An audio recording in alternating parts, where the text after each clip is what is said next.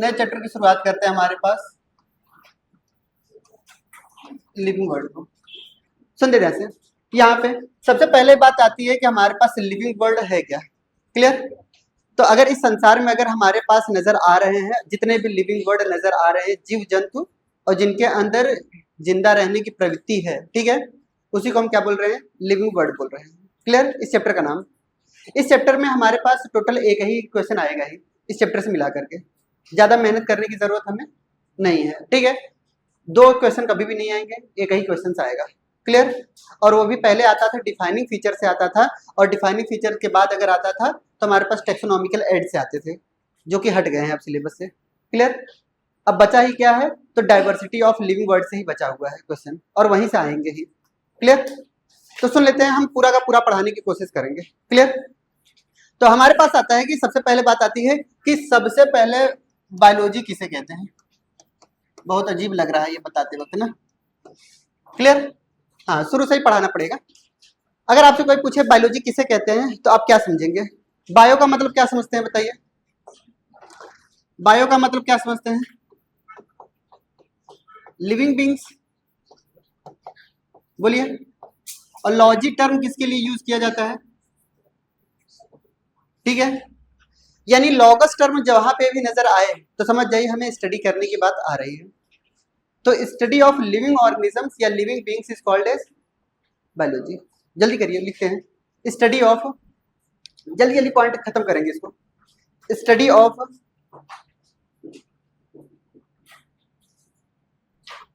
Study of living beings, study of living beings is called as example में plants, animals and microbes. Clear? अगर हम plant की study करते हैं तो उसे मैं क्या बोलता हूं,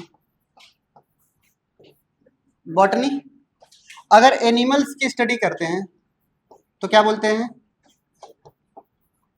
और अगर माइक्रोब्स की स्टडी करते हैं तो उसे हम क्या बोलते हैं, माइक्रोबायोलॉजी। उसे मैं क्या बोलता हूं, माइक्रोबायोलॉजी। क्लियर? हमने ये कहा कि बायोलॉजी किसे कहते हैं। बायोलॉजी में हमारे पास स्टडी ऑफ लिविंग बींग्स को हमने क्या बोला, बायोलॉजी कहते हैं।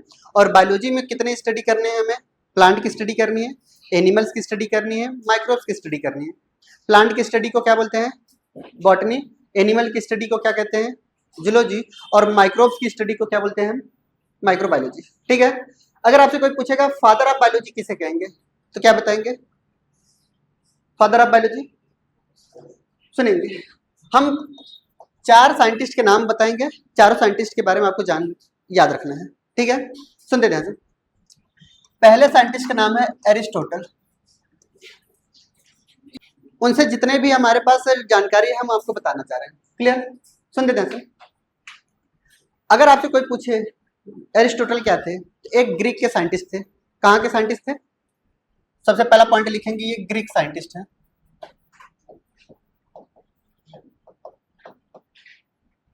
ग्रीक साइंटिस्ट है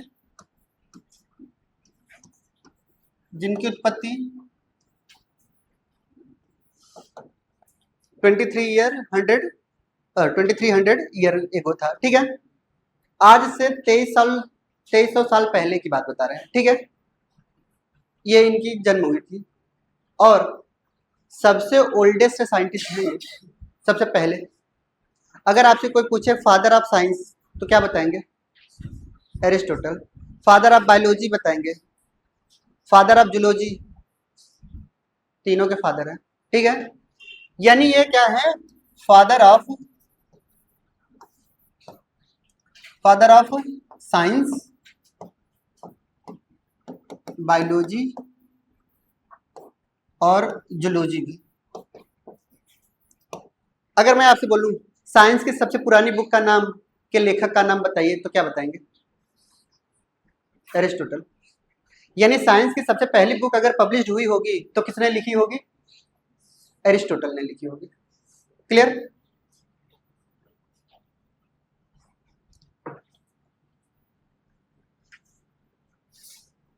समझाए? अब सुनिए, इनके बुक का नाम आपको याद रखना है।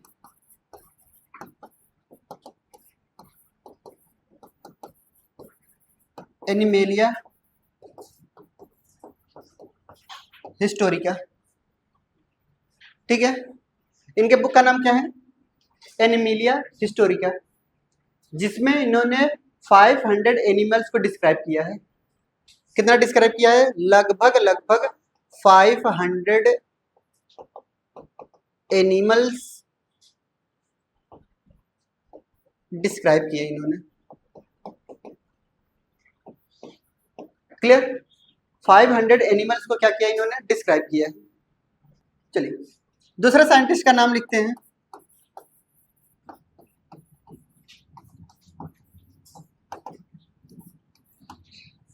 थ्रियोफेस्टस।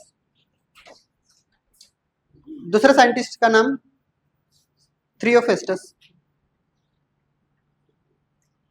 ये थोड़ी मोड़ी जानकारी हमें वही याद रखना है। क्लियर? ज्यादा क्वेश्चन उठने के चांसेस नहीं होंगे। थ्रियोफेस्टस के बारे में अगर बात पूछी जाए तो क्या बताएंगे? Father of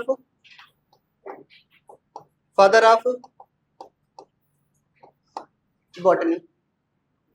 clear? Father of botany है। इनके बुक का नाम लिख लेते हैं। इनके बुक का नाम है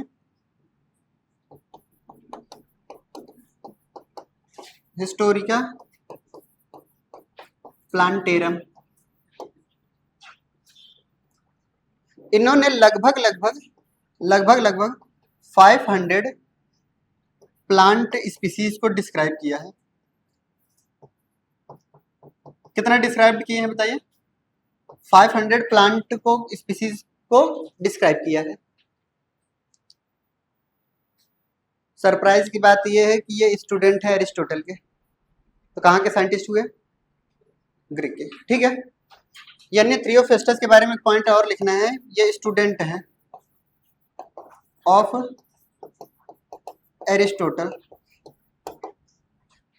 कितने साइंटिस्ट हो गए हमारे पास? एरिस्टोटल हो गए, एक हमारे पास थ्रियोफेस्टस हो गए। क्लियर? एरिस्टोटल के बारे में दो बातें बताइए। Father of science, father of biology, father of zoology. Greek के साइंटिस्ट थे और कितने साल पुराने हैं? 300 ईयर्स पुराने हैं। ठीक है, सॉरी 2300। ठीक है, फिर उसके बाद हमने ये बताया था इनके बुक का नाम एनिमेलिया हिस्टोरिका। ठीक है, ये सबसे पुरानी बुक है। क्लियर? जिसमें इन्होंने कितने एनिमल्स की स्पीसीज की डिस्क्रिप्शन दी है? 500। क्लियर? इनके स्टूडेंट का नाम थ्रियोफेस्टस, और ये क्या किए थे? Father of botany. इनके बुक का नाम, ठीक है। ये कुछ बुकें जो हैं आपको याद रखनी है। क्लियर? हेडिंग डालते हैं हमारे पास वैदिक पीरियड। हेडिंग डालते हैं हमारे पास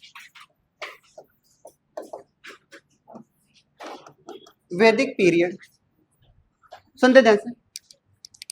हमारे पास क्या होता है कि जितने भी साइंस की बुक की बात की जा रही है, साइंस की सबसे पुरानी बुक कब आई थी बताइए? 2300 साल पहले ना। उससे भी पुरानी बुक हमारे धर्म की बुक है वेद पुराण की बुक।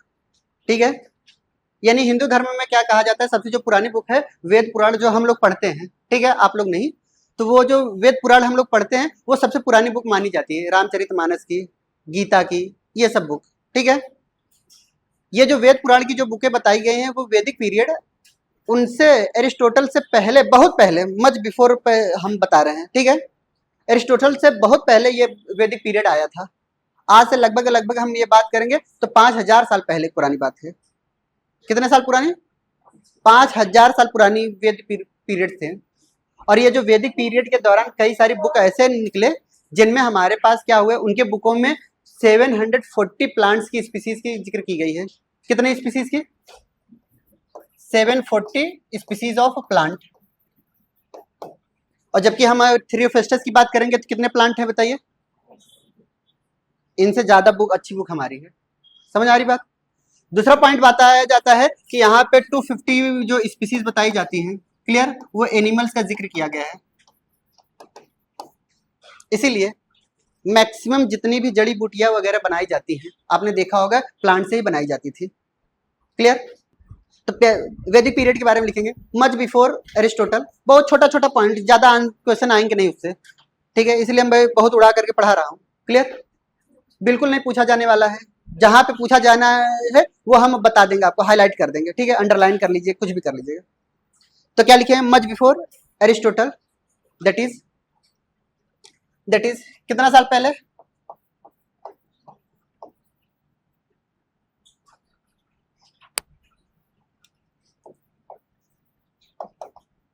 क्लियर?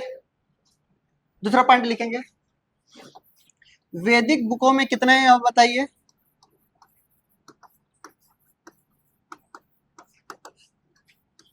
ठीक है, कितने प्लांट की डिस्क्रिप्शन दी गई है बताइए? कितने एनिमल्स को डिस्क्राइब किया गया है?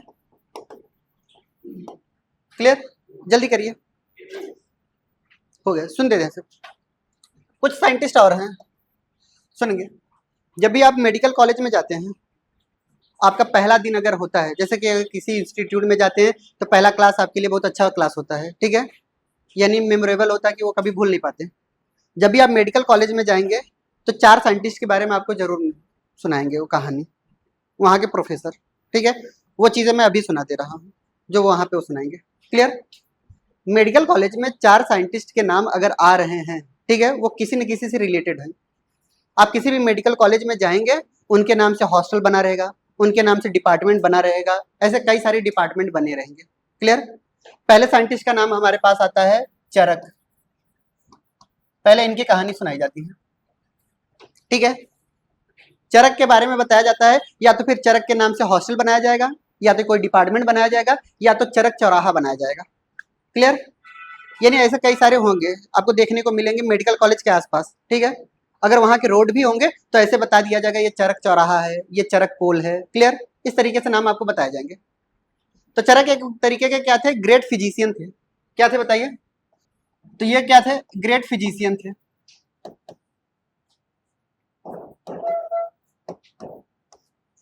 इनके बारे में एक कहानी है, बताई जाती है। क्लियर? वो सुन लेते हैं उनके। हमने ये कहा कि हमारे पास ये ग्रेट फिजिशियन थे, इनके बारे में एक कहानी हम आपको बता रहे हैं। एक बार क्या हुआ था कि एक राजा थे, ठीक है। राजा ने इनका बहुत बड़ा नाम सुना था कि चरक एक ऐसे साइंस डॉक्टर हैं जो बिना देखे दवा लिख देते थे, यानी अगर कोई भी मरीज जाएगा वो उसके हाथ को पकड़ेंगे, अपने आप पूरी पूरी मरीज का नस्ल बता देंगे कौन कौन सी बीमारी है, बिना पूछे मरीज से।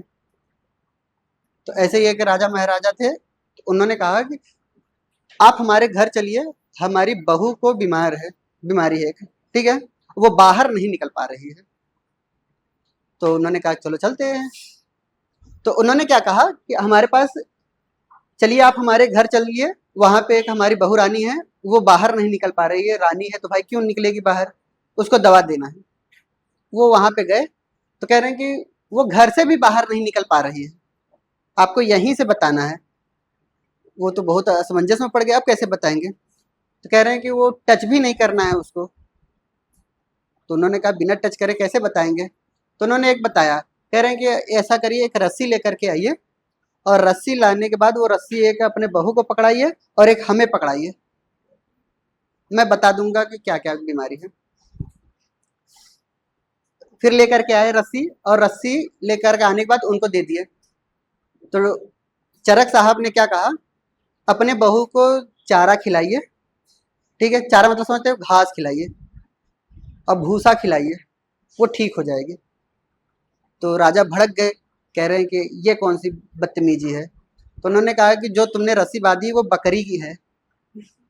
वाकई में राजा दंग रह गए, यानी वो वाकई में वो बकरी को के हाथ पैर बांध करके वो रस्सी लेकर के चले आए थे, और वो कोई आदमी नहीं था, यानी कोई बहुरानी भी नहीं थी। तो उन्होंने कहा आराम से घास फूस खिलाइए, चारा खिलाइए, अपने आप ठीक हो जाएगी वो।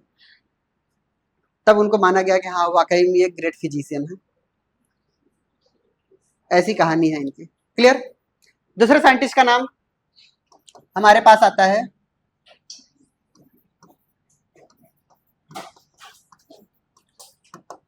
सुश्रुत, ठीक है।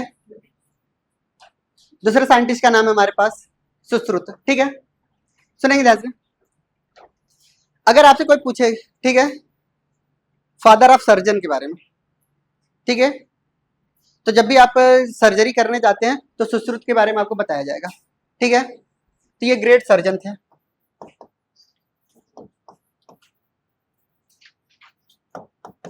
ठीक है, बहुत बड़े सर्जन थे। एक बार ऐसे ही किसी एक राजा की नाक कट गई थी और वो लकड़ी के नाक लगाए थे और हूबहू ऐसे फिट बैठा दिया था, किसी को पता भी नहीं चला ये लकड़ी का नाक है, ठीक है। पूरी तरीके से नाक एकदम पूरी कट गई थी, फिर भी इस तरीके से उन्होंने सर्जरी की थी और नया ट्रांसप्लांट किया था, वो भी लकड़ी का था। क्लियर? ये ग्रेट सर्जन में आते हैं। एक आता है हमारे पास दूसरे साइंटिस्ट का नाम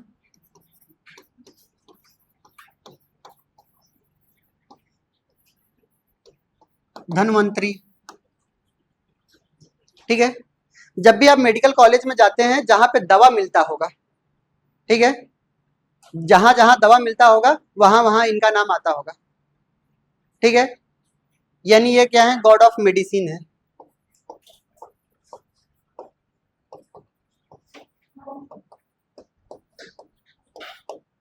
अगर आपसे कोई पूछे, ठीक है, फादर ऑफ मेडिसिन, तो किसको बताएंगे?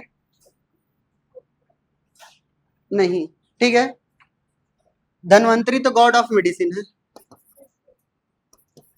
सही आया आंसर कहीं से। क्लियर? फादर ऑफ मेडिसिन ये है।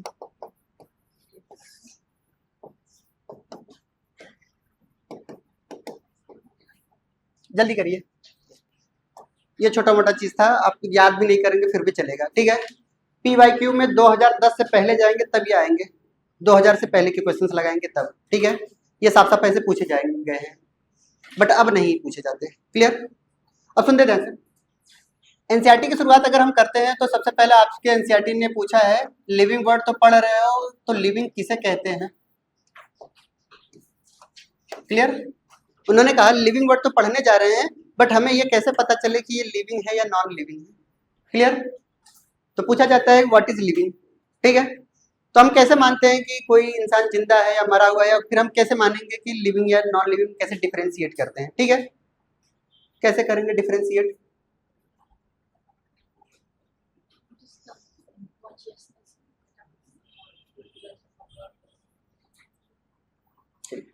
ये मान चलते हैं कि कोई भी चीज है बहुत दूर फेंकी गई है, अब हम ये देख करके बताना है कि वो लिविंग है नॉन लिविंग।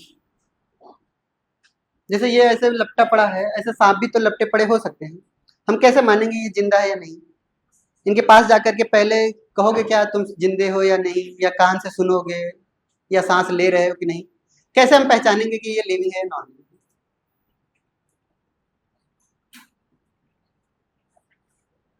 हाँ, पहले पत्थर मार करके देखेंगे, अगर थोड़ा बहुत भी रिएक्शन देता है, सही कह रही है कि नहीं?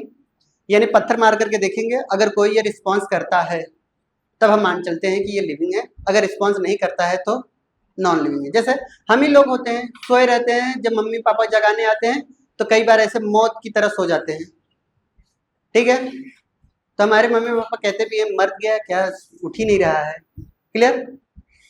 तो इस तरीके से बताया भी जाता है हम लोगों को। तो ये लिविंग एंड नॉन लिविंग में फर्क भी तो हमें पहचानना है, ठीक है। तो हम आपको समझा रहे हैं कुछ लिविंग बीइंग्स के कुछ कैरेक्टरिस्टिक फीचर हैं। क्लियर? हम आपको बताना चाह रहे हैं कि लिविंग किसे कहते हैं, पहले उसकी डिफिनेशन लिखेंगे। हमने ये कहा कि कोई भी ऐसी चीज जिनके अंदर लाइफ जीने की टेंडेंसी हो, ठीक है, और वो आपस में इंटरेक्शन करने की प्रवृत्ति रखते हो, ठीक है। यानी ये सब आपस में क्या हो, इंटरेक्ट करते हो और किसी न किसी मटेरियल से मिलकर के बने हो, ठीक है। तो लिखेंगे living is anything, living is anything that has life, living is anything that has life, that has life, that is अब यहां से अंडरलाइन करके लिखना है, ठीक है। लाइफ इज अ कॉम्प्लेक्स, ऐसे लिखेंगे life is a unique complex, life is unique complex, unique complex organisation, unique complex organization of molecule of molecule which shows chemical interaction and lead to growth,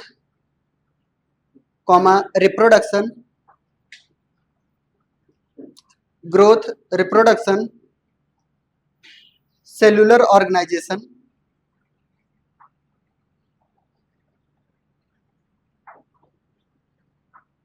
clear, cellular organization etc. Clear. हमने क्या कहा, सुनेंगे ध्यान से। हमने ये कहा कि हमारे पास ये कोई एक मॉलिक्यूल है, कोई ये हमारे पास एक मॉलिक्यूल है, कोई ये हमारे पास एक मॉलिक्यूल है, कोई ये एक मॉलिक्यूल है, यानी कई सारे हमारे पास क्या बताए गए, ये अलग अलग मॉलिक्यूल हमने बताया, ठीक है। ये अलग अलग मॉलिक्यूल है, ये आपस में क्या करते हैं, केमिकल इंटरेक्शन शो करते हैं, और केमिकल इंटरेक्शन शो करने के बाद ये एक तरीके की लिविंग बीइंग्स बनाते हैं, ठीक है, जिनके पास हमारे पास कुछ कैरेक्टरिस्टिक्स फीचर होते हैं। क्या होते हैं बताइए, कुछ कैरेक्टरिस्टिक फीचर होते हैं। जैसे हमने ये कहा कि इनके पास ग्रोथ करने की टेंडेंसी होती है, इनके अंदर रिप्रोडक्शन की पावर होती है, ठीक है, इनके अंदर हमारे पास सेलुलर ऑर्गेनाइजेशन होता है। क्या होता है बताइए, सेलुलर ऑर्गेनाइजेशन होता है, इनके अंदर मेटाबॉलिज्म होती है, इनके अंदर मेटाबॉलिज्म होता है, इनके अंदर कॉन्शियसनेस आती है। क्या आती है, कॉन्शियसनेस आती है, इनके अंदर इमर्जेंट प्रॉपर्टी होती है। कैसी प्रॉपर्टी, इमर्जेंट प्रॉपर्टी। ये चीजें ये क्या करती हैं, शो करती हैं। बोलिए बात सही है। यानी इतनी चीजें अगर पाई जा रही हैं तो ये मान चलते हैं कि ये लिविंग्स हैं।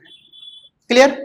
अब बात आती है कि कौन कौन सी ऐसी प्रॉपर्टी है जो हमें डिफाइन करती है लिविंग है, और जो डिफाइन नहीं करती है वो नॉन लिविंग है। बोलिए बात सही है। हमने ये कहा इनमें से तो ये सारी चीजें शो तो कर रही हैं, ठीक है। अब हम इनमें से कौन सा चीज हम बताएं कि ये जिसको ये डिफाइन करती है ये लिविंग है और ये नॉन लिविंग है। ये सिर्फ और सिर्फ प्रॉपर्टी है। डिफाइनिंग फीचर्स कौन कौन से हैं और नॉन डिफाइनिंग फीचर के बेसिस पे हम लिविंग और नॉन लिविंग को हम अलग करते हैं। जैसे ग्रोथ जरूरी नहीं है कि हमारे यहाँ हम लिविंग में हो, नॉन लिविंग में भी देखी गई है ग्रोथ, ठीक है। जैसे हम आपको सिंपल तरीके से एग्जांपल बता रहे हैं। हमने ये कहा कि हमारे घर रोज कूड़ा होता है, तुम लोगों के यहाँ भी होता है, फिर हमारे पड़ोस में भी भाभी रहती है, उनके यहाँ भी कूड़ा होता है, बट वो कूड़ा ले करके हमारे घर के सामने डाल देती है। हम भी प्यार मोहब्बत में नहीं बोलते भाई भाभी नाराज हो जाएंगे। अगर हम 2-4 दिन के लिए अगर अपने घर चले जाएं तो क्या देखेंगे, हमारे घर के सामने तो पूरा पूरा कूड़े का ढेर लग जाएगा ना। ये भी तो ग्रोथ कर रही है ना। यानी शुरुआत उन्होंने किससे किया था, केले के छिलके से, अब पूरा का पूरा घर का बच्चे का डायपर वगैरह सब लेकर के चली आई, ढेर बना डाला। ग्रोथ तो किया ना कूड़ा भी। यानी क्या बेसिस पे हमने बोला कि ये नॉन लिविंग है या लिविंग है। यानी ग्रोथ 2 तरीके की होती है, एक इंट्रिंसिक ग्रोथ होती है कि एक्सट्रिंसिक ग्रोथ होती है। एक्सट्रिंसिक ग्रोथ हम बाहर से जो ग्रोथ हो रही है वो नॉन लिविंग में पाई जाती है, और जो अंदर से ग्रोथ हो रही है हमारी बॉडी की इंटरनल ग्रोथ हो रही है, ठीक है। अंदर से हम बाहर की तरफ बढ़ रहे हैं। हम पैदा हुए तो बहुत छोटे से थे, फिर धीरे धीरे धीरे इंट्रिंसिक ग्रोथ होते होते होते होते बड़े हुए ना। ये डिफाइनिंग फीचर है किसके, लिविंग के। इसलिए कहा जाता है ग्रोथ एंड रिप्रोडक्शन जो होती है, रिप्रोडक्शन भी सेम बात आती है। रिप्रोडक्शन का मतलब क्या होता है, फिर से प्रोडक्शन होना।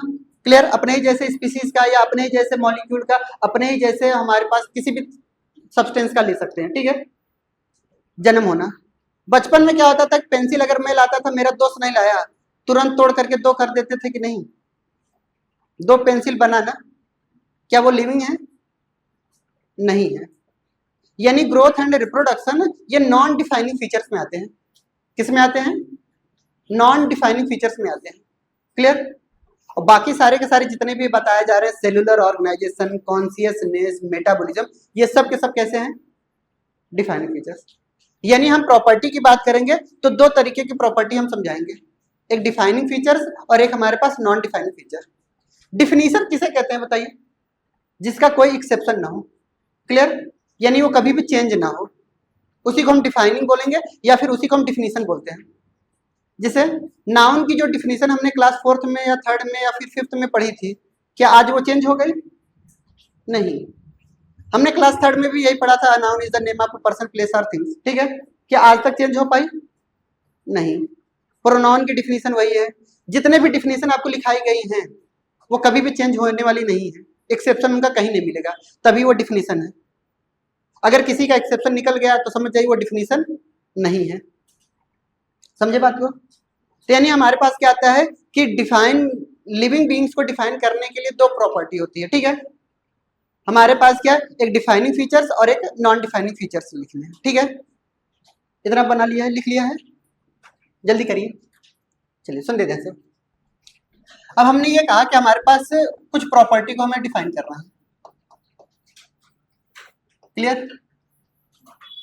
प्रॉपर्टी में हमारे पास दो तरीके की प्रॉपर्टी है, कौन कौन सी बताइए? एक हमारे पास कैसी प्रॉपर्टी, डिफाइनिंग फीचर्स, और एक हमारे पास कैसे होती है बताइए, नॉन डिफाइनिंग फीचर्स आते हैं।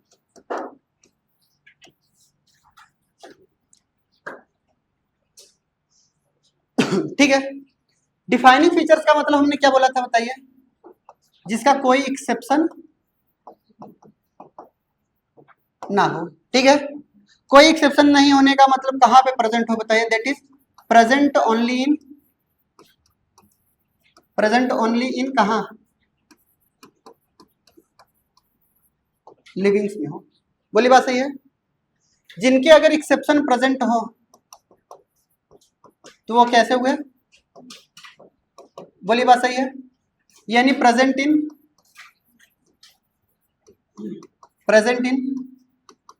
लिविंग एज वेल एज कहा, नॉन लिविंग ऑल्सो ना, क्लियर? दोनों में जो पाए जाते हैं, इनके एग्जाम्पल हमें याद रखने हैं।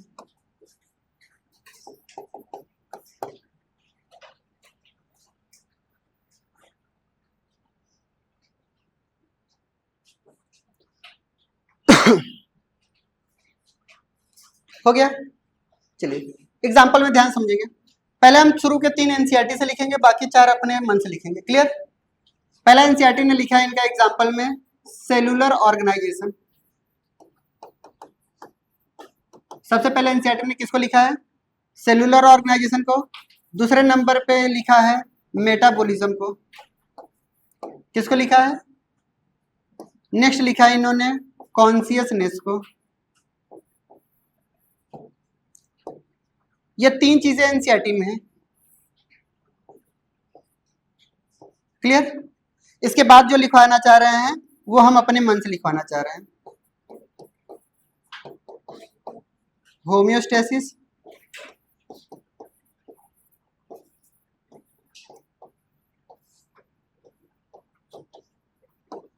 सेक्सुअल रिप्रोडक्शन,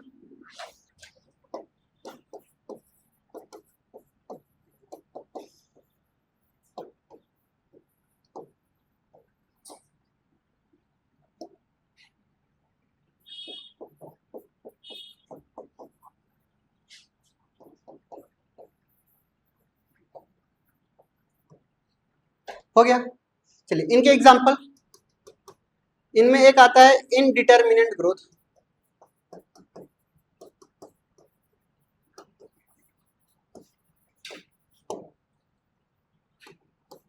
दूसरा आता है हमारे पास एक्सट्रिंसिक ग्रोथ,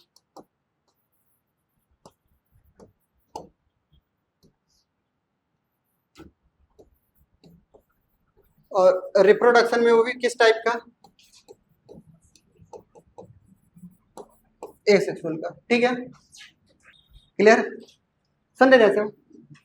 नेक्स्ट पॉइंट आता है हमारे पास, एक एक के बारे में हमें पढ़ना है, क्लियर? तो पहली हेडिंग हो गई हमारे पास क्या, सेल्यूलर ऑर्गेनाइजेशन, ठीक है? सबसे पहली हेडिंग क्या होगी हमारे पास, सेल्यूलर ऑर्गेनाइजेशन।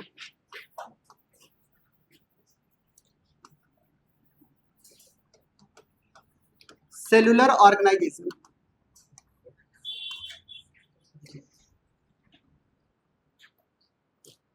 सबसे पहली हेडिंग क्या होगी हमारे पास, सेलुलर ऑर्गेनाइजेशन, समझा? सुनते जाए, सेलुलर ऑर्गेनाइजेशन क्या? सभी के सभी ऑर्गेनिज्म किससे मिलकर के बने होते हैं? सेल से मिलकर के बने होते हैं, ठीक है? अगर कोई भी ऑर्गेनिज्म अगर एक सेल का बना है तो क्या वो लिविंग है? बोलिए, यूनिसेलुलर ऑर्गेनिज्म क्या है? लिविंग है।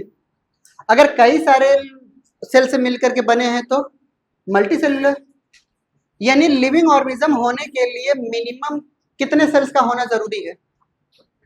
बोलिए, मिनिमम 1 सेल तो जरूरी है।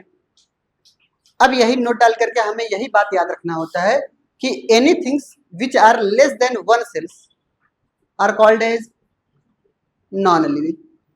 समझ आई बात है? यानी हमने ये कहा कि हमारे पास कोई ऐसी चीज जो एक सेल से भी कम अगर नजर आए तो मैं आंख बंद करके कह दूंगा कि ये क्या है? नॉन लिविंग है। और अगर एक सेल अगर पूरी तरीके से अगर कंप्लीट नजर आती है तो हम ये कहेंगे कि ये कैसा है? लिविंग है। समझ रहे मेरी बात? यानी कोई ऐसी चीज जो एक सेल से अगर कम नजर आ रही है तो समझ जाइए वो क्या है? वो क्या है? नॉन लिविंग है। और अगर एक सेल अगर मिनिमम है तो समझ जाइए वो क्या है? लिविंग है। यानी लिविंग होने के लिए मिनिमम एक सेल का होना बहुत जरूरी है, ठीक है? तो लिखेंगे all organisms are made up of, all organisms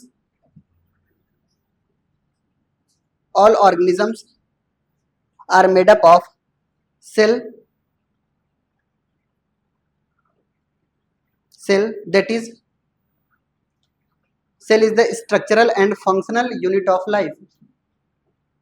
Cell is the structural and functional unit of life. Clear? अब हमें दूसरा पॉइंट, एनसीईआरटी हमने आपको सेल पढ़ाया है उसके हिसाब से आंसर बताइएगा। नोट डाल करके एक पॉइंट बताया था कि अगर कोई भी ऑर्गेनिज्म अगर एक सेल्स का होगा तो उसके पास क्या होगा? 2 प्रॉपर्टी बताई थी।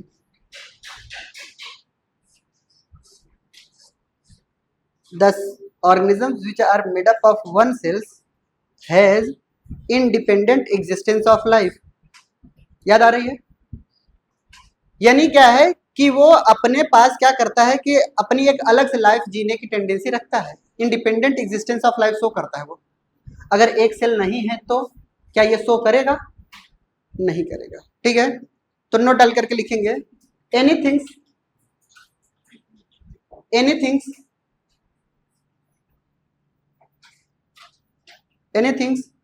is less than 1 cell, anything less than a cell या 1 cell less than a cell does not ensure independent existence of life. Clear? Does not ensure independent existence of life, ठीक है? यानी वो लिविंग नहीं है। समझ में आई मेरी बात? तो क्या मानी जाएगी? वो परफेक्ट नॉन लिविंग मानी जाएगी। बोली बात सही है? चलिए हमें बताइए, जितना पूछा जा रहा है वो बताइए।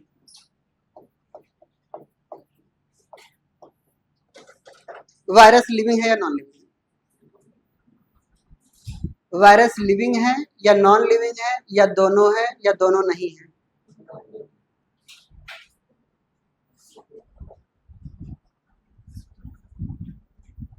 क्या कह रही है? नॉन लिविंग है, ठीक है? कितने लोग कह रहे हैं नॉन लिविंग है? कितने लोग कह रहे हैं लिविंग है? कितने लोग कह रहे हैं दोनों है? और बाकी लोग क्या कह रहे हैं? नन ऑफ द एबव है।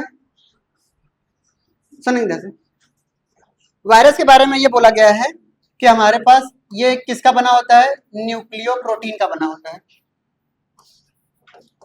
किसका बना होता है? यानी किसका किसका? Nucleic acid plus protein. क्या ये एक सेल है?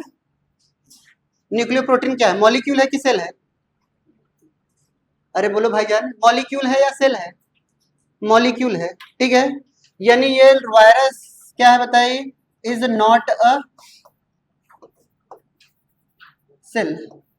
वायरस एक सेल नहीं है। जब ये सेल ही नहीं है तो क्या इनके अंदर मेटाबॉलिज्म होगा?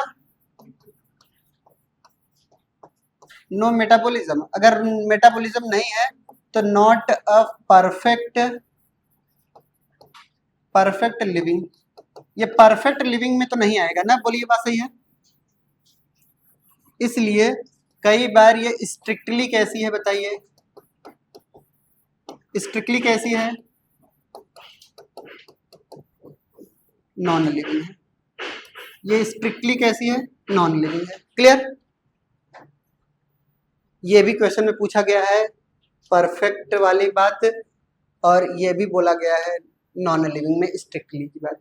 ठीक है, ये सब ऑप्शन में आपको देखेंगे। चलिए हमें बताइए, अगर आपसे पूछा जाए which of the following is living, इनमें से कौन सा लिविंग है? Clear? Option number 1 amoeba, option number 2 bacteria, non living कर देना। Clear? Option number 3 virus, option number 4 human cells. चलिए बताइए इसका आंसर क्या होगा? वायरस। अमीबा लिविंग है या नॉन लिविंग है? लिविंग है। यानी ये कितने सेल का मिलकर के बना होता है? एक सेल है ना। बैक्टीरिया, इनके पास भी लगभग एक सेल है ना, इसलिए लिविंग में आएंगे। समझ आई बात? ह्यूमन की सेल्स कितने सेल से मिलकर के बनी होती है? Clear? 10 to the power 12 cell हमारे अंदर पाई जाती हैं। क्लियर? हमारे अंदर कितनी सेल्स पाई जाती हैं? 10 to the power 11 से लेकर के 10 to the power 12, इतने नंबर ऑफ सेल्स पाए जाते हैं। ठीक है, किसी को डाउट हो तो काउंट कर ले। क्लियर? हाँ भाई, काउंट कर सकता है। हाँ, कोई कहन पूछने आ जाते हैं ना, सर आपको कैसे पता, आपने गिना है क्या? हाँ मैंने गिना है। क्लियर?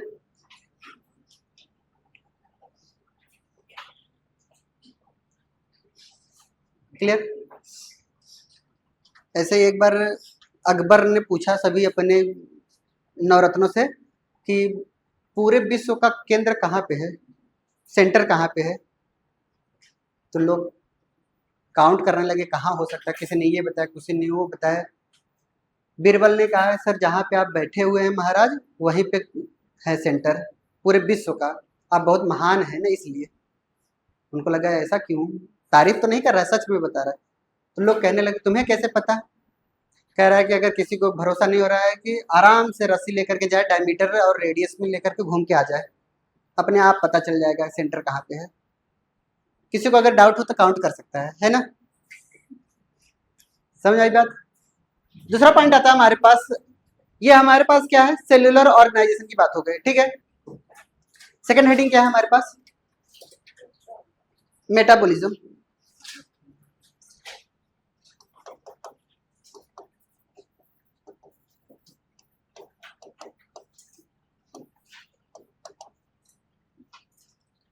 ये दूसरी प्रॉपर्टी में बता रहा हूं। क्लियर? ये अभी किसकी बात कर रहे हैं? डिफाइनिंग प्रॉपर्टी की बात कर रहे हैं हम। किसकी बात कर रहे हैं? और ये जो ऑर्डर में लिखवा रहा हूं, ठीक है, उस ऑर्डर के हिसाब से लिखना है। सबसे पहले अगर कोई किसी भी लिविंग ऑर्गेनिज्म को या फिर पहचानने का सबसे पहला तरीका क्या है? Cellular organism. सबसे पहला ऑप्शन यही मारेंगे। क्लियर? अगर तीनों ऑप्शन में दिए जाएंगे फिर भी अगर चूज करना होगा तो सेल्यूलर ऑर्गेनाइजेशन पे पहले नंबर 1 पे आएगा। क्लियर? चलिए दूसरा पॉइंट आएंगे, हमारे बॉडी के अंदर, ठीक है, हम आपको समझा रहे हैं, इनसाइड द सेल, ठीक है, सेल के अंदर कई सारे केमिकल रिएक्शंस होते रहते हैं। क्या बोला हमने? कई सारे केमिकल रिएक्शंस होते रहते हैं।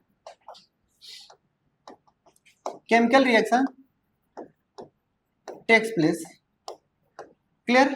और यही केमिकल रिएक्शंस को हम क्या नाम देते हैं बताइए? कॉल्ड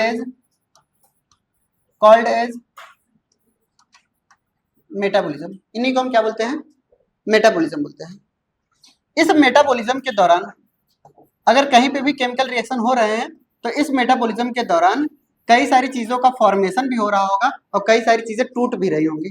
बोली बात सही है? अगर कई सारी चीजों का फॉर्मेशन हो रहा है तो उसके लिए मैं टर्म यूज करता हूं एनाबॉलिज्म। मैं क्या टर्म यूज करता हूं? एनाबॉलिज्म। और अगर कहीं पे भी ब्रेकडाउन हो रहा है तो उसे मैं क्या बोलता हूं बताइए? कैटाबॉलिज्म। यानी कैटाबॉलिज्म और एनाबॉलिज्म मिला करके क्या बोला? एनाबॉलिज्म प्लस कैटाबॉलिज्म जब दोनों एक साथ चल रही होती हैं यही हमारा क्या कहलाती है? यही हमारा क्या कहलाती है? मेटाबॉलिज्म कहलाती है। क्लियर? यानी एनाबॉलिज्म के दौरान क्या होता है? फॉर्मेशन होता है, फॉर्मेशन ऑफ मॉलिक्यूल। क्लियर? किसी भी मॉलिक्यूल का फॉर्मेशन होता है, जबकि हमारे पास क्या होता है? यहाँ पर ब्रेकडाउन होता है। मॉलिक्यूल का क्या हो रहा है बताइए? यहाँ पर ब्रेकडाउन हो रहा है। क्लियर? अब सुनते ध्यान से, एनसीईआरटी क्या कहती है। अगर कभी भी केमिकल रिएक्शंस अगर किसी एक लिविंग सेल्स के अंदर हो रही है, कहाँ पे हो रही है बताइए? किसी भी एक लिविंग ऑर्गेनिज्म के अंदर हो रही है तो समझ जाइए वो रिएक्शंस हमेशा ऑर्गेनिक होगा। कैसा होगा? ऑर्गेनिक होगा। और ये रिवर्सिबल होंगे। कैसे होंगे? रिवर्सिबल। यानी यहाँ पे कोई भी प्रोडक्ट बनेगा, फिर से वो टूटेगा, फिर से बनेगा, फिर से टूटेगा। ये आपस में रिवर्सिबल हो सकती है, बट कभी भी इक्विलिब्रियम में स्टेट में नहीं आएगा। क्या बोला? Chemical reactions occur in a living organisms it may be कैसा? ऑर्गेनिक। ये रिवर्सिबल हो सकती हैं but never comes to in equilibrium state. अगर जिस दिन इक्विलिब्रियम स्टेट में आ गई हमारी बॉडी डेड हो जाएगी। क्लियर? यानी हम अपने कभी भी इक्विलिब्रियम स्टेट में नहीं आना चाहते। अब हमारे पास सारे के सारे केमिकल रिएक्शंस क्या, हम आपको केमिस्ट्री वाले सर तो यही पढ़ाते हैं ना कि केमिकल रिएक्शंस तब तक चलता रहेगा जब तक दोनों इक्विलिब्रियम में स्टेट में ना आ जाए। बोली बात सही है? यानी इक्विलिब्रियम स्टेट में जैसे ही आएगा तो केमिकल रिएक्शंस क्या हो जाएगा? रुक जाएगा। और जिस दिन केमिकल रिएक्शन रुक गई तो हमारी बॉडी क्या हो गई? रुक जाएगी, केमिकल रिएक्शन नहीं होगा। और जैसे केमिकल रिएक्शन अगर हमारे अंदर क्या होता है? रुक जाता है, डॉक्टर डायरेक्ट बोलता है सॉरी हम बचा नहीं पाए, डायरेक्ट लिखता है क्लिनिकल डेथ। ठीक है? क्लिनिकल डेथ का मतलब क्या है? सिर्फ और सिर्फ बॉडी की मेटाबॉलिक रिएक्शंस रुकी हुई है। हो सकता है कि कई बार मेटाबॉलिक रिएक्शंस कुछ समय के लिए रुकती हैं और फिर से जग जाती हैं। ठीक है? फिर से स्टार्ट हो जाती है। लोगों को लगता है कि यार हमने तो उम्मीद कर दी थी ये मर गया होगा या ऐसे भी हो गया होगा, कोमा में जाकर के जिंदा होकर के आया है। कोमा में ऐसा क्या होता है? केमिकल रिएक्शंस चल रही होती हैं बस। ठीक है? इसलिए जब भी आप रिपोर्ट में लिखिएगा डायरेक्ट डेथ मत लिख दीजिएगा, कई बार क्लेम हो जाता है आप पे। ठीक है? तो डायरेक्ट क्लिनिकल डेथ का मतलब क्या होता है? केमिकल रिएक्शंस बंद हुआ है। समझ आ रही बात? बॉडी अभी सेंसिटिव है या नहीं है वो बात अलग है। केमिकल रिएक्शंस अगर बंद हो जाता है तब हम मानते हैं कि ये क्लिनिकल डेथ हो चुकी है। कोई हार्ट बीट नहीं हो रहा है, किसी भी तरीके पंपिंग नहीं हो रही, ये सब अगर नहीं बंद रुक जाती हैं तब हम क्लिनिकल डेथ मानते हैं। क्लियर? तो लिखेंगे हमारे पास, नोट डाल करके लिखेंगे, इन लिविंग सेल्स in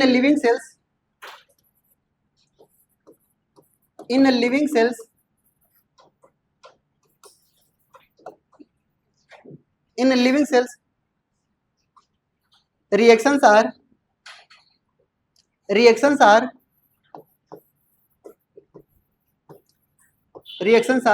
कैसे होते हैं बताइए? रिएक्शंस आर, अरे बोलो, केमिकल रिएक्शंस कैसे होते हैं? रिवर्सिबल होते हैं, ऑर्गेनिक होते हैं। बोलिए, नंबर 1 पे क्या होंगे? ऑर्गेनिक होंगे। दूसरे नंबर पे हमने क्या बताया था? ये रिवर्सिबल होंगे but never in equilibrium state, कभी भी इक्विलिब्रियम स्टेट में नहीं आएंगे। क्लियर? और जिस दिन इक्विलिब्रियम स्टेट में आएंगे तो हमारी बॉडी क्या मान ली जाएगी? डेड मान ली जाएगी, ठीक है, but never in equilibrium state. Underline करके दूसरा पॉइंट लिखेंगे, clear. If reaction comes in equilibrium state, direct question में पूछा गया है, ठीक है। इफ इक्विलिब्रियम, क्या लिखे हैं, if chemical reactions comes in equilibrium state that is cell death is confirmed, cell की डेथ हो जाती है, ठीक है, cell death is confirmed, clear. दूसरा पॉइंट, अब सुनते ध्यान से, क्या हमें यह बताइए किसी भी केमिकल रिएक्शंस को होने के लिए कोई ना कोई एंजाइम्स चाहिए कि नहीं चाहिए, यानी every chemical reactions has specific enzymes, ठीक है, और अगर वो स्पेसिफिक एंजाइम्स नहीं होगा तो क्या केमिकल रिएक्शंस होंगे, क्या वो हमारे पास मेटाबॉलिज्म होगा, नहीं। तो ये भी पॉइंट लिखेंगे, every chemical reactions occur by, every chemical reactions occur by a specific enzymes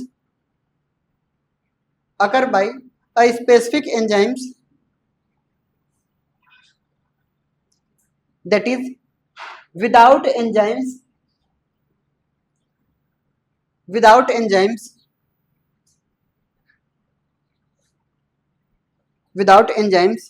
not possible,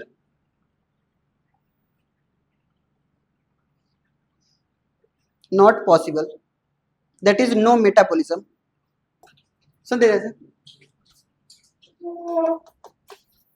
remark करके लिखेंगे, तीन चार रिमार्क करके हम खत्म करते हैं ना इसको। सुनते जैसे रिमार्क में क्या लिखना है, सुन लेते पहले क्या है। केमिकल रिएक्शंस जो होती है हमारे पास, ठीक है, वो हमारे यहाँ क्या होती है, इनसाइड भी हो सकती है सेल के बाहर भी हो सकती है, बोली बात सही है। सेल के अंदर भी हो सकती है केमिकल रिएक्शन, सेल के बाहर भी हो सकती है केमिकल रिएक्शंस, क्लियर। बट पूछा यह जाता है कि हमारे पास केमिकल रिएक्शंस कहाँ कहाँ पॉसिबल है, ठीक है। सेल के अंदर हो रही है तो इनको हम क्या बोलते हैं, इन विट्रो, बोलिए कहाँ हूँ, सेल के बाहर होती तब इन विट्रो, अगर सेल के अंदर हो रही, बॉडी के अंदर हो रही तो इन विवो बोला जाता है, क्लियर। अब हमें बताइए कोई भी अगर जाइगोट बनता है इन विट्रो फर्टिलाइजेशन के दौरान तो कैसा मीडियम है ये, सेल के अंदर या सेल के बाहर, सेल के बाहर। तो एम्स 2009 में कब पूछा गया था बताइए, 2009 में जो पूछा गया था स्टेटमेंट मैं बोल दे रहा हूं उस स्टेटमेंट को, क्लियर। उसका आंसर क्या था, केमिकल रिएक्शन जो होती है वो इनसाइड और आउटसाइड बॉडी के हो सकती हैं, clear. That is chemical reactions takes place in cell free medium.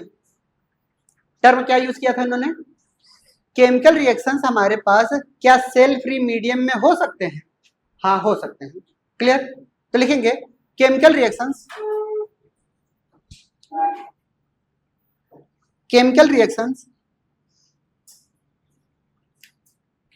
occur inside as well as outside the cell,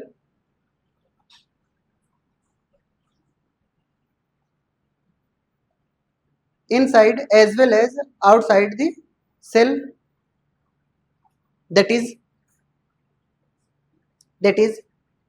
enzymes work outside the cell. Enzymes कहाँ पे वर्क कर सकते हैं बताइए, सेल के बाहर भी वर्क कर सकते हैं, that is cell free medium. ये टर्म यूज किया था सेल फ्री मीडियम, लोगों को लगता ही नहीं था सेल फ्री मीडियम है क्या, ठीक है। सेल के बाहर अगर हम कोई भी मीडियम ऐसा प्रोवाइड करें जहां पर केमिकल रिएक्शंस पॉसिबल है, समझ आएगा।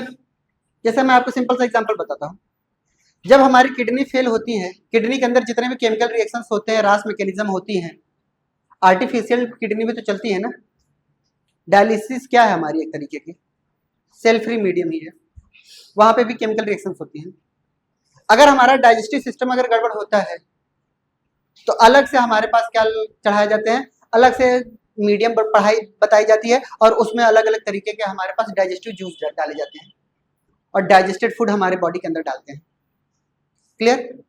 कई सारे कैंसर के पेशेंट को ऐसा कहा जाता है, ठीक है, बहुत ही इजिली डाइजेस्टेड फूड को खाने को कहा जाता है जिसका डाइजेशन खराब रहता है। क्लियर? तो हमारे पास इस डाइजेशन को कंप्लीट करने के जितने एंजाइम्स हैं वो तो मीडियम के बाहर भी तो कर सकते हैं, अगर वो टेम्परेचर, वो बॉडी की स्पेसिफिक टेम्परेचर, ये सब चीजें प्रोवाइड की जाए, पीएच प्रोवाइड की जाएगी तो क्या नहीं टूट जाएंगे, ब्रेक डाउन होगा, आराम से हो जाएगा। क्लियर? एग्जाम्पल लिखेंगे हमारे पास। क्लियर? तो लिखेंगे in test tube, in test tube enzymatic reactions occur, in test tube enzymatic reaction occur without any cell, without any cell, that is neither living nor non living। पूछा गया था कि अगर कोई टेस्ट ट्यूब है, ठीक है, अगर उनके अंदर केमिकल रिएक्शंस अगर हो रहे हैं, क्या हो रहे हैं, कोई केमिकल रिएक्शंस हो रहे हैं, तो ये लिविंग है या नॉन लिविंग है? ना तो ये लिविंग है ना तो ये नॉन लिविंग है। ये लिख लीजिएगा AIPMT 2008,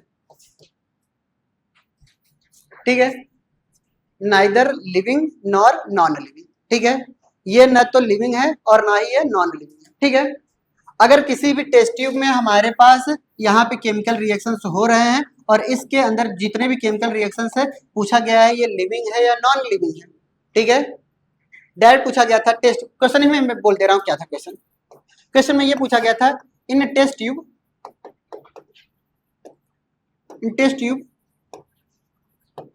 केमिकल रिएक्शंस आर, ठीक है, पहला ऑप्शन में था लिविंग, दूसरा था हमारे पास नॉन लिविंग, तीसरा था हमारे पास बोथ ए एंड सी, यानी ये ए बी 1 2 कर ले रहे हैं ना, 1 and 2, और हमारे पास फोर्थ ऑप्शन था हमारे पास neither living nor non living, ठीक है। आंसर क्या होगा हमारे पास, ठीक है, समझ में आई बात। ये हमारे पास 2008 में पूछा गया था।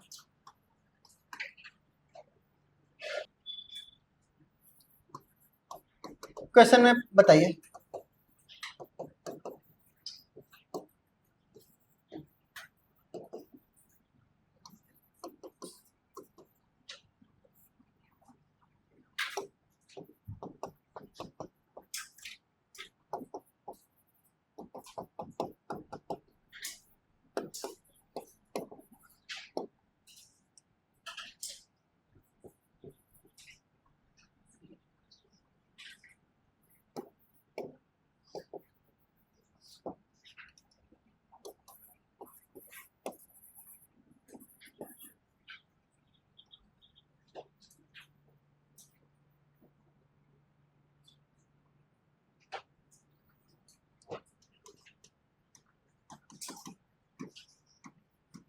नीट नहीं था उस समय, AIPMT ही था, ठीक है। अब आंसर बताइए, इसका आंसर क्या होगा,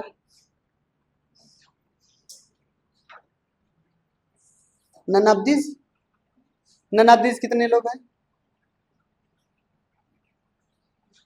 अच्छा मैक्सिमम लोग, बोथ कितने लोग हैं, नॉन लिविंग कितने लोग हैं, लिविंग कितने लोग हैं, लिविंग कितने लोग हैं,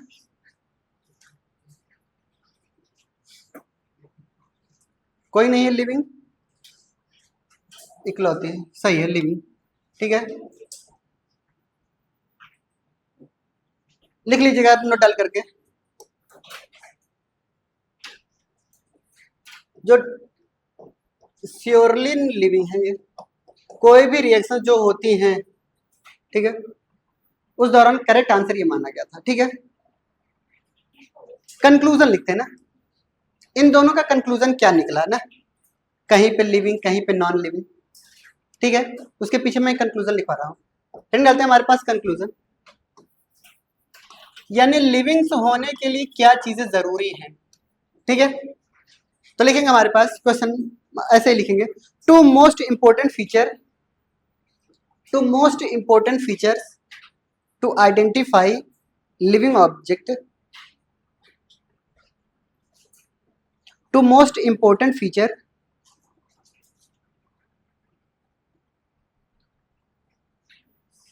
to most important feature.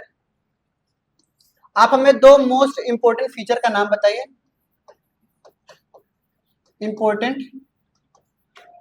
Features का नाम बताइए। ठीक है, जिससे मैं आइडेंटिफाई कर लूं, आइडेंटिफाई कर लूं लिविंग ऑब्जेक्ट, कोई भी ऑब्जेक्ट लिविंग है या नहीं है, वो कौन सा मोस्ट इंपोर्टेंट फीचर है। दो मोस्ट इंपोर्टेंट फीचर बताइए, कौन कौन से, कौन कौन सा, मेटाबॉलिज्म और सेलुलर ऑर्गेनाइजेशन, बोलो। मोस्ट इंपोर्टेंट फीचर जिससे मुझे देख करके पता चल जाए ये लिविंग है या नॉन लिविंग है, मेटाबॉलिज्म और कॉन्शियसनेस। कॉन्शियसनेस कोई नहीं कहेगा, सुनते जाइए। सबसे पहला फीचर आता है हमारे पास सेलुलर ऑर्गेनाइजेशन, क्लियर। दूसरा फीचर आता है हमारे पास रिस्पॉन्सिवनेस, या फिर इसी को हम क्या बोलते हैं, कॉन्शियसनेस।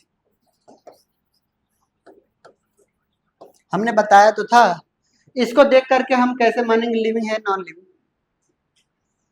पहले पत्थर मारा, पहले तो देखा कि ये ऑब्जेक्ट दिखाई दे रहा है, यानी सेल से ही तो मिलकर बना होगा, बोली बात सही है, किसी न किसी यूनिट से मिलकर के बना होगा। बट ये जिंदा है या नहीं है, ये सांप है या तार है, ठीक है, हम कैसे पहचानेंगे। पहले पत्थर लेंगे तब ना, अगर रिस्पॉन्स कर दिया, ऐसे खड़ा हो गया, तो समझ जाइए कि वो क्या है, लिविंग है। अगर नहीं है तो क्या मानेंगे, नॉन लिविंग। चलिए बताइए, दूसरा कंक्लूजन लिखते हैं। हमें दो मोस्ट इंपोर्टेंट फीचर बताइए, इंपोर्टेंट फीचर बताइए फॉर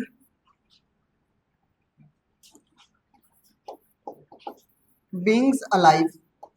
जिंदा रहने के लिए कौन सा फीचर होना जरूरी है, जिंदा दिखने के लिए और जिंदा रहने के लिए, दोनों में फर्क है कि नहीं। अगर किसी को जिंदा रहना है तो क्या करना होगा, सेल का तो मिलकर के बना ही होगा, बोलिए बात सही है। दूसरा मोस्ट इंपोर्टेंट फीचर,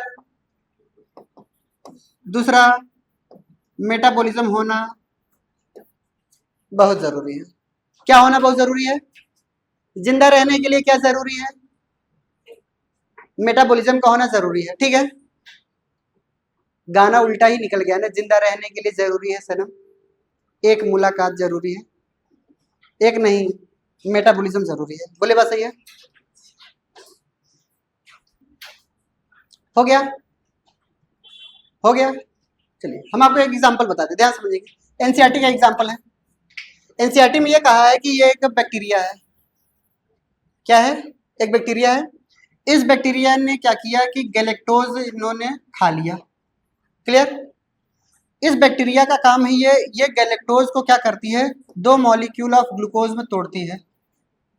किस में तोड़ रही है बताइए, दो मॉलिक्यूल ऑफ ग्लूकोज में तोड़ रही है with the help of an enzymes. एक एंजाइम्स है और उस एंजाइम का नाम है हमारे पास बीटा गैलेक्टोसाइडेज। ठीक है, ये हम मान चलते कोई एक बैक्टीरिया हमने बताया, ये एक बैक्टीरिया है। अब हम करते क्या है कि अगर इस बीटा गैलेक्टोसाइडेज एंजाइम्स को हम क्या करते हैं, इस बीटा गैलेक्टोसाइडेज एंजाइम्स को हम आइसोलेट करें, क्या करें, आइसोलेट करें और किसी एक टेस्ट ट्यूब में लेकर के जाएं, टेस्ट ट्यूब में लेकर के जाएं, तो इनके अंदर हम किसी भी तरीके का अगर ग्लूकोज होगा, ठीक है, या हम मान चलते हैं गैलेक्टोज होगा, तो ये गैलेक्टोज को तोड़ देगा क्या, बोलिए। अगर इनके अंदर हम बीटा गैलेक्टोसाइडेज एंजाइम्स को लेकर के चले गए तो क्या ये ब्रेक डाउन कर लेंगे, 2 मॉलिक्यूल आप ग्लूकोज में तोड़ लेंगे कि नहीं, कर लेंगे।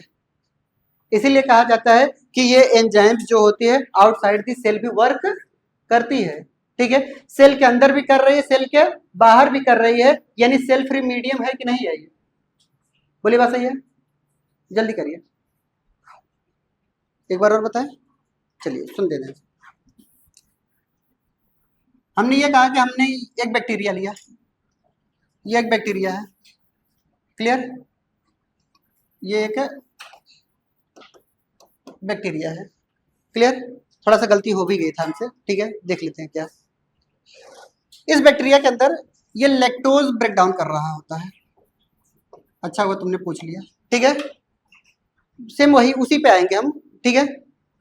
इस बैक्टीरिया को ये लैक्टोज क्या करता है, ग्लूकोज प्लस गैलेक्टोज में तोड़ता है ये, क्लियर। फिर फर्दर जो गैलेक्टोज होता है वो 2 मॉलिक्यूल ऑफ ग्लूकोज में तोड़ेगा, कितने मॉलिक्यूल ऑफ ग्लूकोज, इनके पास एक एंजाइम्स पाई जाती है, उस एंजाइम्स का नाम हमारे पास आता है बीटा गैलेक्टोसाइडेज, ठीक है। अगर इस बीटा गैलेक्टोसाइडेज एंजाइम्स को हमने आइसोलेट करें, क्लियर, वर्क वही कर रहा है, क्लियर, आइसोलेट करें तो ये टेस्ट ट्यूब में जाकर के अगर यही बीटा गैलेक्टोसाइडेज एंजाइम्स अगर हमारे पास इस टेस्ट ट्यूब में गई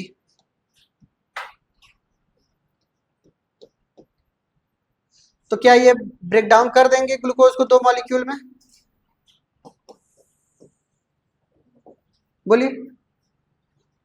कुछ भी अगर हम डालें इनके अंदर, यानी हमने क्या डाल दिया, गैलेक्टोज ही डाल दिया, क्लियर, ब्रेक डाउन कर देंगे कि नहीं कर देंगे, वही बातें बता रहे हैं। नोट डाल करके एक पॉइंट लिख लेते हैं,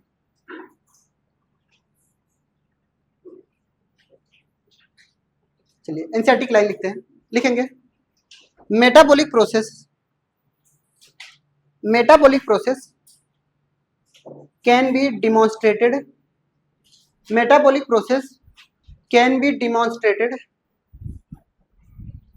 be demonstrated outside the cell, metabolic process can be demonstrated outside the cell in test tube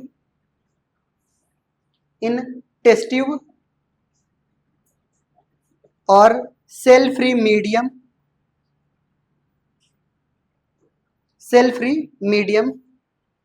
this medium is called as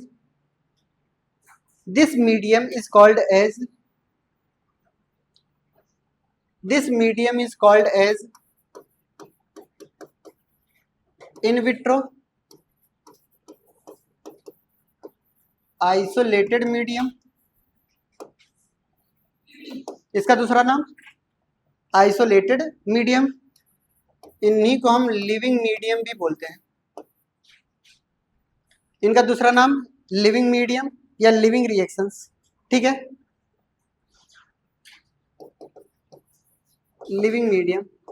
अब समझ में आ गया कि ये एनसीईआरटी ने क्या लिखा, इसका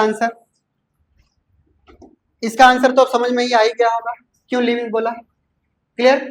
जब भी कोई भी केमिकल रिएक्शंस टेस्ट ट्यूब में कराई जाती है तो वो रिएक्शंस कैसी होती है बताइए, लिविंग होती है, क्यों, क्योंकि इसके पीछे कंक्लूजन अभी बताया, ठीक है। एनसीईआरटी ने साफ साफ लिखी है कि अगर कोई भी ये जो मीडियम आपको बताई जा रही है, कोई भी केमिकल रिएक्शन किसी भी प्रकार का, वो सेल के बाहर भी हम करा सकते हैं, सेल फ्री मीडियम में, और ऐसे मीडियम को हम क्या बोलते हैं, आइसोलेटेड मीडियम बोलते हैं, यही हमारे पास लिविंग मीडियम कहलाती है या लिविंग रिएक्शंस कहलाती है, या फिर इसका दूसरा नाम क्या है, in vitro medium, clear. Next setting हमारे पास है रिस्पॉन्सिवनेस, थर्ड है ना हमारे पास,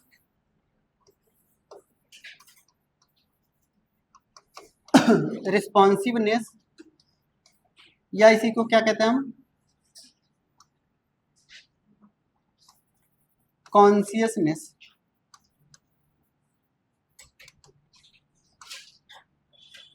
ठीक है, कॉन्शियसनेस। सुन ध्यान से, कॉन्शियसनेस और रिस्पॉन्सिवनेस क्या है। अगर कभी भी हमारे मीडियम में, सराउंडिंग में अगर किसी भी तरीके की एक्सटर्नल फैक्टर, अगर स्टिमुलस अगर हमें मिल रही है तो उसका रिस्पॉन्स हम जरूर देते हैं। क्लियर। जैसे अगर मैं कुछ लिख रहा होता हूं और तुमसे पूछ रहा होता हूं तो तुम लोग अगर जवाब नहीं देते तो मैं क्या बोलता हूं, मर गए हो क्या। बहुत बढ़िया, समझ आई बात। यानी अगर हमारे पास रिस्पॉन्स आ रहा होता तो मैं आपको क्या मानता, लिविंग मानता हूं। ठीक है, जब रिस्पॉन्स आना बंद कर देता है तब हम मान के चलते हैं कि शायद मौत हो चुकी होगी तुम लोगों की। क्लियर। तो यानी हमारे एक्सटर्नल, हमारे सराउंडिंग मीडियम में अगर किसी भी तरीके की स्टिमुलस मिल रही है और उस स्टिमुलस के बाद अगर हमें किसी भी तरीके की रिस्पॉन्स अगर हम जनरेट कर ले रहे हैं तो हम मानते हैं कि हम लिविंग हैं। अगर रिस्पॉन्स नहीं जनरेट कर रहे हैं तो क्या है, नॉन लिविंग। समझ आई बात है।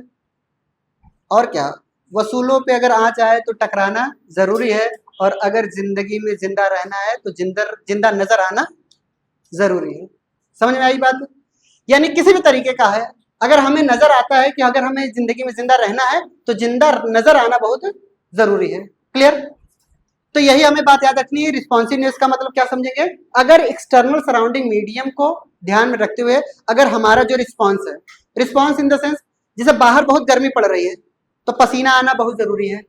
अगर पसीना नहीं आ रहा है तो समझ जाइएगा कि आपकी बॉडी ठंडी पड़ रही है। और बॉडी ठंडा मतलब समझ रहे हो ना। हाँ ठीक है। तो यानी क्या है कि हमारे पास ये रिस्पॉन्स है हमारे पास। अगर बाहर बहुत ज्यादा सर्दी है तो आपके हाथ पैर कांपने लगते हैं या फिर शिवरिंग होने लगती है ना, यानी हमें ये चीजें होती हैं। अगर बहुत ही ज्यादा अगर गर्मी पड़ रही है तो हम लोग क्या करते हैं, आराम से बहुत ज्यादा बताने लगते हैं कि मुझे गर्मी लग रही है, बौखलाने लगते हैं। और खासकर यहाँ के लोग तो बहुत ज्यादा, ठीक है, यहाँ के लोग तो एकदम पागल हो जाते हैं। ठीक है, कल ही एकदम मेरे बिल्डिंग में चिल्लाहट मच रही है। ठीक है, कई लोग चिल्ला रहे हैं अरे बहुत गर्मी है, तेरे बोलने से थोड़ी गर्मी कम हो जाएगी। क्लियर, एकदम पागलों की तरह चिल्ला रहे थे। और कुछ लोग ऐसे थे जो हाइबरनेशन में गए थे, उनको जिंदगी में नहीं देखा था, वो कल बिखर करके आ गए, बिलक करके पूरे पूरे रोड पर मलरा रहे हैं। क्लियर। हाँ, कई लोग ऐसे हैं ना हमारी बिल्डिंग में, हॉस्टल में ही लड़कियां पढ़ने भी नहीं आएंगे, हॉस्टल में दिखेंगी भी नहीं सर।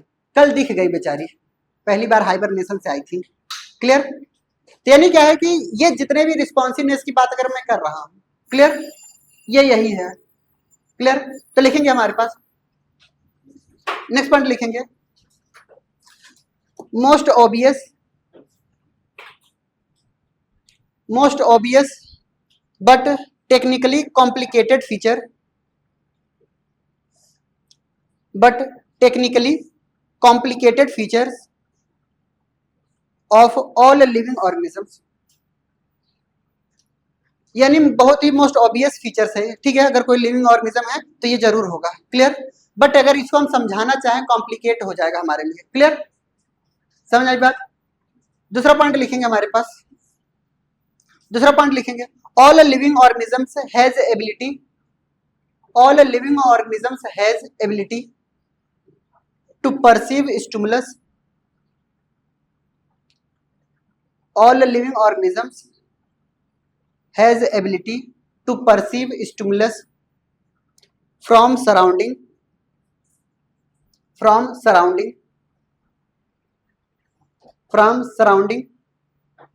and respond to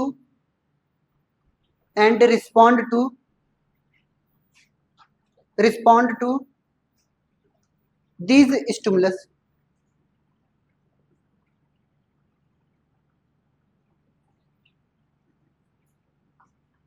हो गया, समझ आई बात।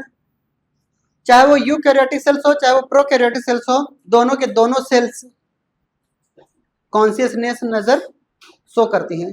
समझ आई बात। नोट डाल करके लिख लीजिए, एक बार क्वेश्चन में ही पूछा गया था, which of the following sales shows,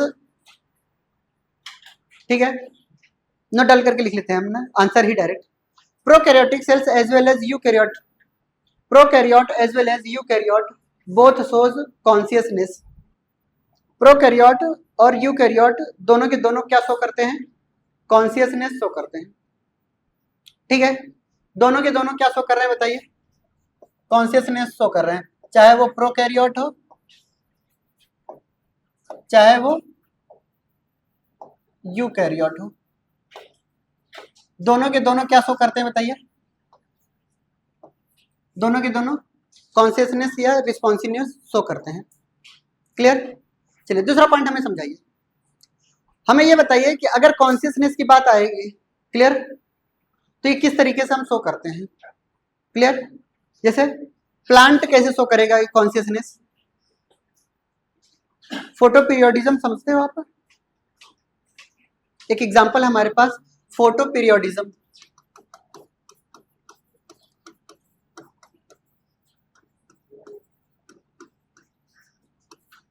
clear? पहले सिलेबस में था प्लांट ग्रोथ एंड रेगुलेटर में, ठीक है, ग्रोथ एंड डेवलपमेंट में चैप्टर में था, है आज भी। दो टॉपिक हटा दिए गए हैं आपके सिलेबस से, ठीक है। पहला है फोटो पीरियोडिज्म, दूसरा है वर्नलाइजेशन, ठीक है। ये दो टॉपिक हैं जो आपके सिलेबस से हटा दिए गए। ये एक तरीके का क्या है? कॉन्शियसनेस ही है। क्लियर? लाइट को देख करके प्लांट कभी कभी फ्लावरिंग करते हैं, कभी कभी नहीं करते। इसी को देख करके शॉर्ट डे प्लांट और लॉन्ग डे प्लांट बनाए गए हैं। क्लियर? ये किसके एग्जाम्पल है? कॉन्शियसनेस के ही है। समझ आई बात? कई सारी चीजें होती हैं। हम लोग रात को ही क्यों सोते हैं? दिन, अच्छा तुम लोग तो दिन में भी सो जाते हो ना, यही बताने की कोशिश। यानी हम प्रीफर क्या करते हैं? रात में ही सोने का ना। ऐसा क्यों? क्योंकि दिन में टाइम नहीं मिलता, क्लास रहती ना। गजब बेवकूफों वाली क्लास बता रहे हो तुम लोग आंसर। बताओ, रात में कुछ दिखाई नहीं देता, यानी एक ऑप्शन बन गया ना। यानी एक तरीके का हमें रिस्पांस मिल गया है कि भाई अब कुछ दिख नहीं रहा है, इससे अच्छा आंखें ही बंद कर ले। क्लियर है कि नहीं? यानी ये क्या है कि ये एक तरीके का क्या है? रिस्पॉन्सिवनेस है। समझ आई बात? ये हमें बात याद रखनी है। दूसरा पॉइंट, एक होता है सेल्फ कॉन्शियसनेस। इसका नाम सुना है कभी? ये क्या है? सेल्फ कॉन्शियसनेस क्या है? सेल्फ कॉन्शियसनेस क्या है? मैं बता रहा हूं। सेल्फ कॉन्शियसनेस ये कैरेक्टरिस्टिक फीचर है हमारे लिविंग बींग्स में, वो भी खासकर ह्यूमन बींग्स के अंदर, ठीक है। जैसे जानवर को नहीं पता होता है कि अगर हम किसी का खेत में अगर धान है या खेती है, अगर उसको खा लेते हैं, उसको भविष्य नहीं पता है कि अगर इसका मालिक मिलेगा तो बहुत मारेगा, ठीक है। बट हमें पता होता है हर गलती का इंजाम। बोली बात सही है? यानी हर गलती का अंजाम हमें पता होता है, तभी अगर हम गलती कर रहे हैं तो वाकई में आप नॉन लिविंग नहीं। ह्यूमन बींग्स के अंदर जैसे हमें पता है ऑलरेडी कि मई में पेपर होने वाला है नीट का। क्लियर? अगर कोई हमसे जनवरी में पूछ रहा है कि सर मई में ही होगा पेपर, तो बेवकूफ है कि नहीं वो? दूसरा, अगर वो गलती ये कह रहा है कि अगर उसका सिलेक्शन अगर नहीं हो रहा है, उसको 8 महीने भी अभी बाकी है। क्लियर? अभी 5-6 महीने क्या, 8 महीने बाकी है अभी। अगर अभी से भी वो पढ़ना चाहेगा, अभी कुछ नहीं बिगड़ा हुआ है, फिर भी अगर नहीं पढ़ रहा है तो वो क्या है? कॉन्शियसनेस नहीं है, ठीक है। ह्यूमन बींग्स की सबसे अच्छी खास बात ये होती है कि हर चीज का अंजाम पता है। पढ़ाई का अगर हमें ये चीज कर रहे हैं तो इसका अंजाम क्या होगा, ठीक है। अगर उसके बावजूद भी अगर वो चीज में अगर लापरवाही कर रहा है तो समझ जाइए वो कॉन्शियसनेस नहीं है अपने किसी भी चीज को लेकर के, ठीक है। हम ही अगर टीचिंग को लेकर के कॉन्शियसनेस ना होते, शायद तुम लोग यहाँ ना बैठे होते। लिखेंगे, it is an exclusive feature. ये कैसे फीचर है बताइए? एक्सक्लूसिव फीचर हम आपको अभी कल पढ़ाएंगे, एक्सक्लूसिव और इंक्लूसिव, ठीक है। इस पे बहुत क्वेश्चन उठे हुए हैं। Clear? Exclusive features of human beings, of human beings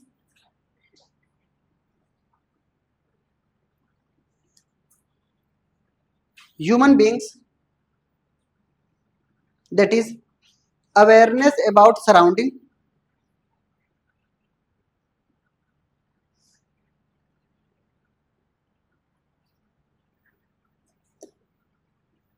awareness about surrounding and respond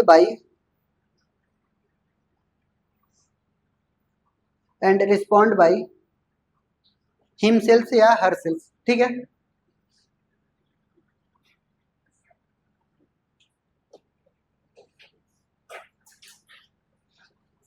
clear. चलिए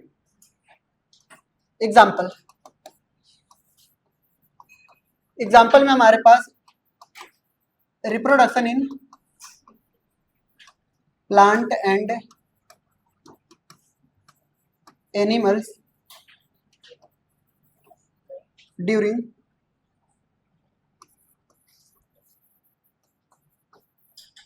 ब्रीडिंग सीजन। जब भी उनका सीजन आता है ब्रीडिंग सीजन करने का, ठीक है, वो रिप्रोडक्शन करेंगे। क्लियर। ये कॉन्शियसनेस ही है। क्लियर। दूसरा पॉइंट मैं आपको समझा रहा हूं, नोट डाल करके एक बात लिख लेते हैं ना। अगर हम बात करते हैं ऑल एक्सक्लूसिव का, एक्सक्लूसिव का मतलब हम क्या समझते हैं, जो सिर्फ और सिर्फ लिविंग में पाई जाए। क्या बोला? जो सिर्फ और सिर्फ किस में पाई जाए? लिविंग में पाई जाए, उसी को हम एक्सक्लूसिव बोल रहे हैं, ठीक है।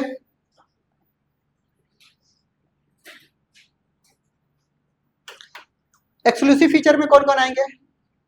सेलुलर ऑर्गेनाइजेशन, रिस्पॉन्सिवनेस, रिप्रोडक्शन, ठीक है। एक्सक्लूसिव फीचर में कौन कौन आएंगे बताइए। डायरेक्ट पूछा गया है which of the following is exclusive features of living beings, ठीक है। कौन कौन से? सबसे पहला बताइए एक्सक्लूसिव फीचर्स में। एक होता है हमारे पास रिप्रोडक्शन, दूसरा हमारे पास रिस्पॉन्सिवनेस, और एक तो सेलुलर ऑर्गेनाइजेशन तो होगा ही होगा ना। यानी जहां जहां आ रहा है लिविंग बीइंग्स वहां वहां सेलुलर ऑर्गेनाइजेशन आ ही रहा है ना। यानी सेलुलर ऑर्गेनाइजेशन सबसे पहली प्रायोरिटी होती है लिविंग बीइंग्स की। क्लियर। चलिए दूसरा आता है हमारे पास रिमार्क में ऑल इंक्लूसिव,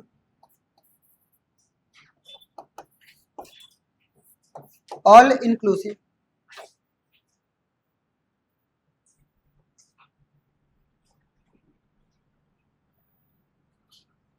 चलिए इंक्लूसिव में कौन कौन से?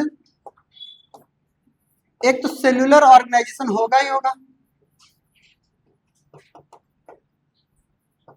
इसको कोई रोक नहीं सकता, ठीक है। Growth,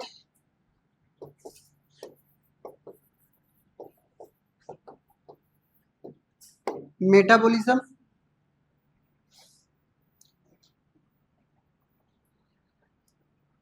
responsiveness, sorry reproduction. Clear. सुनेंगे ध्यान से। लिविंग बीइंग्स तो किसी न किसी यूनिट से मिलकर के बनी होगी ना, बोलिए। लिविंग बीइंग्स में भी तो नॉन ग्रोथ होगा ना। Metabolism living beings, non living यानी जो हमारे पास सेल फ्री मीडियम है, ठीक है, वो भी तो नॉन लिविंग हो सकता है ना, बट रिएक्शंस क्या होगी? लिविंग होगी, ठीक है। यानी जो मीडियम है वो नॉन लिविंग हो सकता है, बट उसके अंदर रिएक्शंस कैसी हो सकती है? रिप्रोडक्शन भी तो तोड़ करके हम तो कर सकते थे ना। ये इंक्लूसिव है, समझ आई बात। ये कुछ बातें हमेशा याद रखनी है कि इंक्लूसिव फीचर्स और एक्सक्लूसिव फीचर्स हमें याद होने चाहिए, ठीक है। नेक्स्ट हेडिंग है हमारे पास नॉन डिफाइनिंग फीचर्स। क्लियर। ऐसे लिखेंगे, पहले हेडिंग डालते हैं डिफाइनिंग फीचर्स, हेडिंग डालते हैं defining features.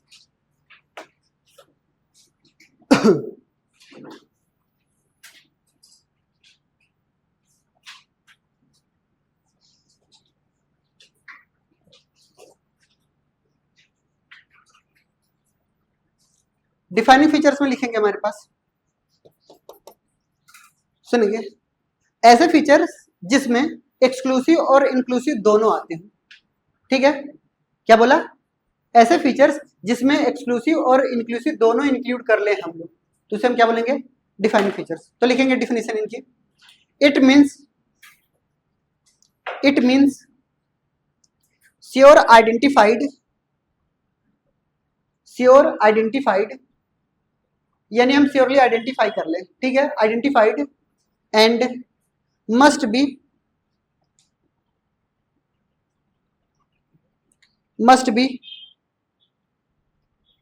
all exclusive and inclusive features, all exclusive and all inclusive features,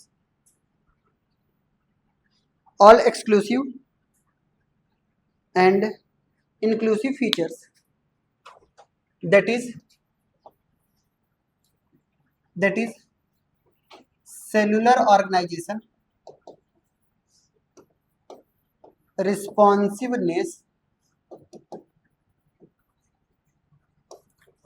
metabolism,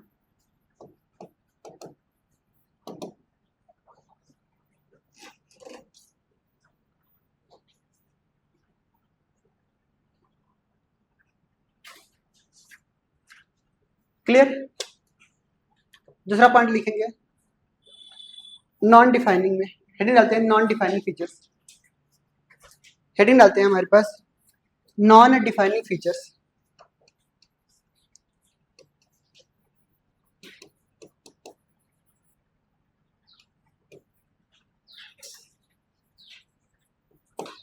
non defining में हमारे पास कितने एग्जांपल आएंगे बताइए, कौन कौन से? ग्रोथ एंड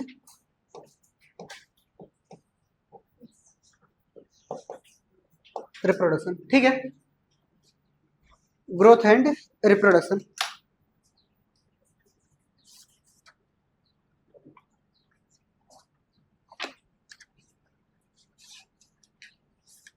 हो गया, इसको कल कंटिन्यू करते हैं ना।